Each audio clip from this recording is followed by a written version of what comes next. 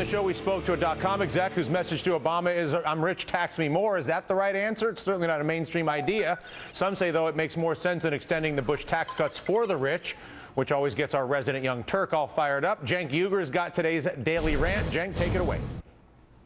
Thank you, Dylan. The Republicans tell you, and a lot of conservative Democrats also tell you, oh, you know what, let's give tax cuts to the rich, which they call job creators, so it could trickle down to you and you can have jobs here in America, and that'll be the way to stimulate the economy. Well, that is flat out wrong. You could even call it a lie. So, first of all, we have an experiment in this. We did massive tax cuts in the last decade. $1.3 trillion worth to the top 2% of the country. And what happened?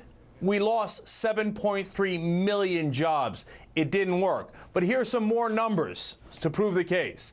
How did we do in the decades of the 1950s through the 1990s?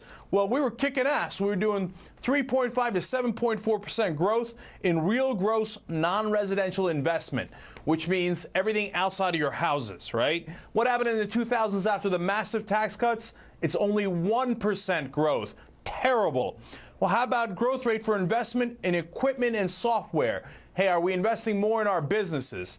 Well, in the 1950s and 1990s, kicking ass, 5.7 to 9.9%. America's on a roll. We do the massive tax cuts for the rich, and we're down to 1.9%. Schwang, wang, wang. Now, where did the money go? That's the real question. Where did it go if all this money flowed in? Well, the MSCI Emerging Market Index shows that went up 120%, meaning that the foreign markets are doing fantastic. Our own S&P 500 in that same decade went down 6%, so we're not doing as well.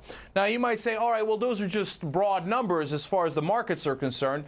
How about United States investment abroad? Well, between 2000 and 2008, we went from investing $1.3 trillion abroad to $3.2 trillion abroad, meaning that that was $1.9 trillion extra that went to our investments abroad. What does all of that mean when you put it together? It means, look, if we give the tax cuts to the rich, they do invest in China, which is okay. Hey, you know what? The Chinese need jobs too. But when the Republicans and the conservative Democrats tell you, hey, let's give more tax cuts to the rich so they can create jobs here in the United States, that is a lie. That is not what's happening.